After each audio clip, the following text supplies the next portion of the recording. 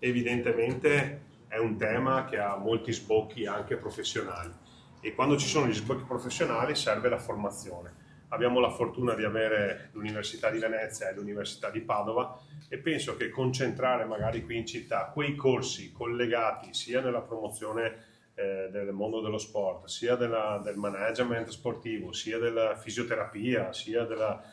di tutti quegli aspetti che riguardano il mondo dello sport, portarli qui a Treviso, che ha questo DNA, potrebbe essere una soluzione interessante sia per la città che per i due atenei che andrebbero a collocare nella città di Treviso, cosiddetta capitale dello sport italiano, tutti quei corsi inerenti al mondo dello sport. A noi stiamo investendo tantissimi milioni di euro per garantire gli spazi all'università, dalla caserma Salsa all'ex Turazza, quindi non è più una questione di spazi, adesso è solo una questione di tempi per terminare i cantieri, ma una volta terminati ci sarà spazio per tutte queste scelte strategiche che possono coniugare opportunità di professionali per il futuro degli studenti e anche continuare a far crescere questa sensibilità sportiva di questo territorio.